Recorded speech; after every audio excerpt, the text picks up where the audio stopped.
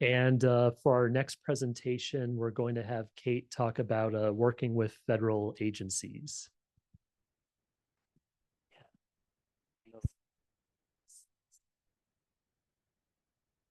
Good afternoon, everybody. My name is Kate Hayes Ozello. I'm with the Research Development Office here at Ohio State, and this is under the ERIC vertical. And what we do is support large teams going after federal funding opportunities. We do a lot of work trying to understand the federal funding landscape, try to develop forward-looking strategies to help our investigators be successful going after these large-scale funding opportunities. And so I'm going to talk to you a little bit about, thank you. I'm going to talk to you a little bit about how we're dealing with things in the current environment. Hopefully you'll find some of this information helpful. I'm going to start out with our caveats, because as you all are very aware, we're dealing with a lot of uncertainty right now. There are restrictions on topical areas that are going to be funded. They're canceling grants and programs outright. There's reduced federal funding prospects due to agency cuts that are being proposed, due to targeted cuts to universities, and Ohio State's on one of the lists, if not several of the lists. There's also the possibility of reduced F&A rates, which is a significant issue for running the entire research enterprise. And a lot of these things are currently in litigation, so we just don't know what is going to happen. However, don't lose hope. We want to encourage you to continue to seek out active programs, to look for funding, but you need to do this with your eyes wide open, because as we know, funding programs could be yanked in a heartbeat. You just don't know. So you just have to keep plugging forward. Do it with your eyes wide open. We are becoming more and more aware of what the current administration is looking at in terms of what they don't feel aligns with their priorities. So for example, if you're interested in looking at cybersecurity workforce development, that's great. Cybersecurity is a big topical area that's quasi-protected in terms of funding. However, if that workforce program calls out specific groups, that's a problem and it's not going to be funded. So when I talk about eyes wide open, context is everything. Consider broadening your portfolio. I deal with the federal space almost exclusively, but we do have a lot of support for funding in the foundation space, as well as funding with industry. Seek these offices out. Keep abreast of what's going on. It's like we're being hit with a fire hose. Everything seems to happen on a Friday, so you have to stew on it all weekend. There are federal actions that are taking place almost on a daily basis. Lots of efforts to keep the community updated. Eric has a website that I have at the end of this presentation. You'll also see agency-specific websites that update the response to the federal actions. You'll also see professional organizations like AAAS, APLU, et cetera. They're also, not only are they involved in leading university litigation efforts, they're also putting out a lot of information. So that information is there. If you need help getting to it, reach out and ask me. And finally, and most importantly, talk to your SPO. If you're planning on submitting something in the near term, especially for the rest of fiscal 25, talk to your SPO. Make sure that you have a plan in place. Also, reach out to your agency program officer for whatever program that you're interested in working with, or with those that you currently work with. So being informed is probably the biggest defense you can have. So I'm going to start with what we do know. And right now, the technology areas that we expect to see continued funding for, or maybe even some increased funding for in the near term, are this list here. Of course, you've probably all heard about AI as being a big thing, but there are also things like space systems, fusion energy, quantum computing, et cetera. So we're calling those protected technology areas. If we drill down a little bit to the cybersecurity focus areas within the Trump priorities, Trump administration priorities, we've got protecting US critical infrastructure. There are 16 different areas that have been identified. This is just a small listing of those. There's a focus on interagency and public-private partnerships. So they want to be able to share information across agencies, in order to manage threat intelligence. There's government cyber risk management. So building on the current risk management strategies so that they can better identify, mitigate, and respond to cyber threats. And then this is really important for us in the research community, the emerging technology landscape. So these are anything addressing cybersecurity challenges that are posed by the emerging technologies such as AI, quantum, and Internet of Things, and 5G network computing or communications. And finally, cybersecurity of space systems. As we see the bigger emergence of the US Space Force, especially with things that are going on with NASA, things that are going on with the Air Force, this is another area where cybersecurity research is going to play a really important role. So when I'm looking at trying to read the tea leaves, because when you are faced with a call or an opportunity and you want to go after that, it's almost too late. You want to know ahead of time what to expect. And so the way we do that, there are lots of ways, but one of the biggest ways is looking at the budget. So when we say budget, we're talking about the agency budget requests. We're talking about what goes through the president's request, as well as the different Senate and House of Representative requests, and the whole process that takes. So there are some things we can do to try to help us get some clues. And one of the things that's really important when we're working in the AI, cybersecurity, anything that has to do with information technology space, is the NITRD publishes an annual analysis of the budget. And the nice thing about this is that it is everything that has to do with research or R&D that's focused on information technology. And what they do is they break it out into 12 program component areas. So these are technology R&D areas that are supported by agency investments.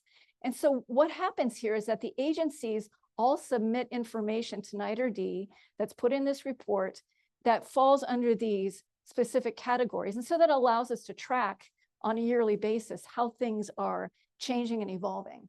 The cybersecurity PCA covers these particular topical areas. There's also an AI PCA that has a little bit of overlap with cybersecurity as well. And you'll see how that plays into this whole thing. I always like a nice picture. So this is also from the NITRD report, and this is the fiscal 25 budget request. So this came out last December. This was Biden's budget request. And what I want to show you here is on the left, these are the PCA. So these are those 12 technology focus areas. And the cybersecurity one is here. The AI one is here. And I just wanted to show you the relative proportion of agency investments in these areas. You can see AI is the biggest one. The LSDMA is software and data. And then the HCIA is human-computer interaction.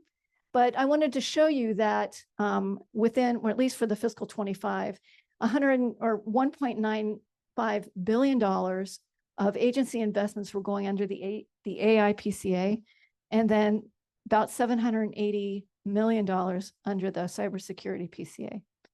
Moving to the right is just to show you, again, proportionally, what the different agencies have that includes all of those PCAs. And what's interesting to me is that you would almost think that it would be something like DoD, but it's not. It's NIH gets most of their investment in the IT space is actually going to NIH, followed by DoD and NSF and DOE. So I just wanted to give you a picture of that. So I'm going to give you a little of a top line here. I'm going to go back to fiscal 24 because this is actually what's been enacted and what is part of the continuing resolution that's in place until September. So these are actual dollars that have been appropriated, supposedly. For the cybersecurity PCA, what we see is DoD is the highest, not really surprising. DARPA, NSF, and then rounding out the bottom are Homeland Security, or NIST, Homeland Security, Energy, and NIH. And I'm going to talk about each of these in the next set of slides. So looking at DoD, and this is all, I'm going to focus on cybersecurity here, okay? So what I have at the top is what was enacted. And what you see here is, remember I told you about those PCAs, we've got the cybersecurity and the AI. Well, some of the agencies actually have investments that fall under both of the AI, cybersecurity, there's like that intersection, and then cybersecurity. And so the total makeup is a combination of these two. The next line is the focus. So the cybersecurity focus of the agency, in this case for DoD, to enhance national security and protect military networks and systems. And I'm calling out some of the programs that are of relevance. These are active programs. The National Centers of Academic Excellence in Cybersecurity, they have an education and a research. And I think, Julia, we have both of those, right? We're designated. They have three, but